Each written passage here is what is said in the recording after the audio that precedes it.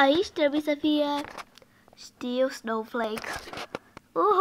Vânătoare! Castelul prințesei Twilight Sparkle. Mie pare rău că am plecat de la cabană. Ei, lasă că o să mergem la un hotel și mai mare. Ok, să ne împărțim în grup. Eu voi fi cu Rainbow.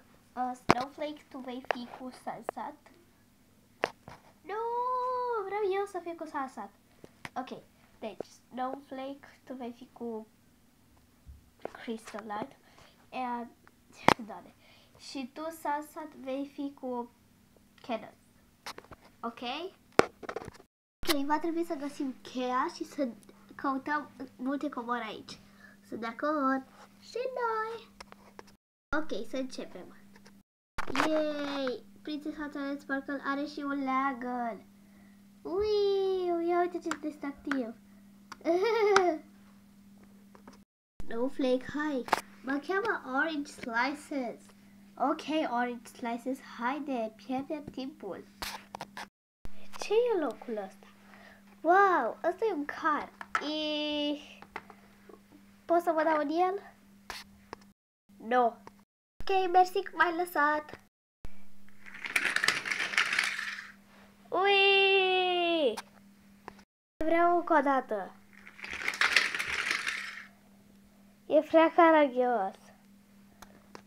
Încetează. Ok, deci am ajuns la al doilea etaj. Să găsim mai multe indicii. Hei, uite un dulap și un stack. Dar uite un dulap. Frate, dar avem nevoie de cheie. Ai văzut vreo cheie pe aici? Uite, chiar acolo una. Mă duc să zbor spre ea. Nu! Deci, Celestia a zis că nu avem voie să zburăm spre chestii. Le luăm cu picioarele sau copitele sau ce avem noi. Ok. Ce să facem? Mă plictisesc. Parcă trebuia să mergem la vânătoare de comori. Hei, s-a închis ușa. Hei, stai, ce? A reușit să desfac. Ok. Am închis-o de tot. Bravo ție! Orange Slices. Scuze. Ei, uite o carte chiar acolo. Ce? Hei, bravo! Ups. Carte poate să fie și un calculator. Pe dinăuntru este un calculator, dar poate să fie și carte. Ce faci? Așa. Să vedem ce avem aici. E un inel. Am găsit primul indiciu. Bravo, Orange Slices. Uii! O să porți eu inelul pentru a mă asigura că este bine. Ok. Uite. Hai să ne îmbrăcăm cu pantofii ăia. De ce? De Kiki, oare de ce? Pentru că avem nevoie de indicii că prințesa Twilight Sparkle încă mai există. Ok. Îmbracă-i tu.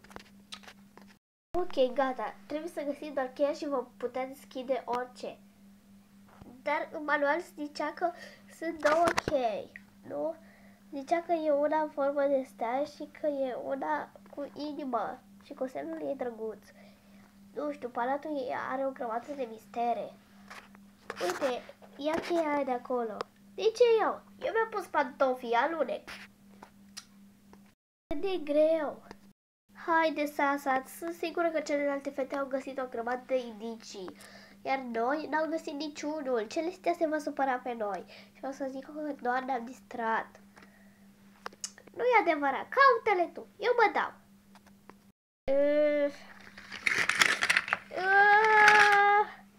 Au, m-ai lovit foarte tare.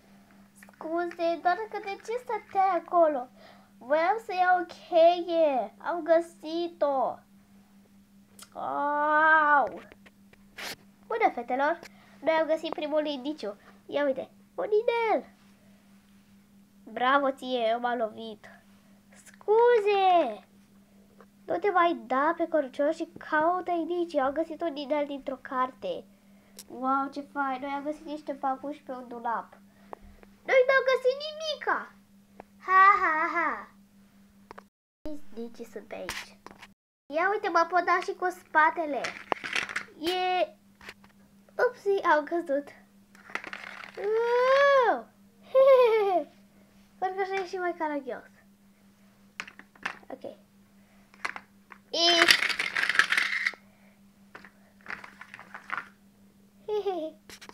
Termină cu joaca și concentrează-te odată la ce trebuie să facem. Ups, am căzut. Ok. Hei, ce e prostia aia? Asta e un mini-turn. Tu nu știai? De ce aș ști? Hei, seamănă cu o cheie. Stai să văd. Hei, este o cheie! A reușit, a găsit a doua cheie! E foarte enervant. Sunt îngrămădită, obosită și m-am și lovit. Vreau acasă. Hei, tabăra asta a fost făcută pentru a ne distra. Nu a zice că vrem acasă. Da. De fapt, a fost făcută ca să fim prietene. Mai mult. Uite, în timp ce vorbeai tu de o prostie plictisitoare, am luat cheia. Yay! Sunt așa de bucuroasă că am găsit prima cheie. Da, acum o să le vingem pe Crystal Light și Orange Slices.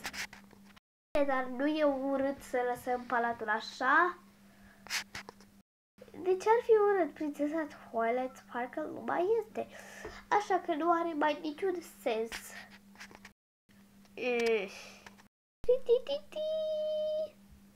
Va continua.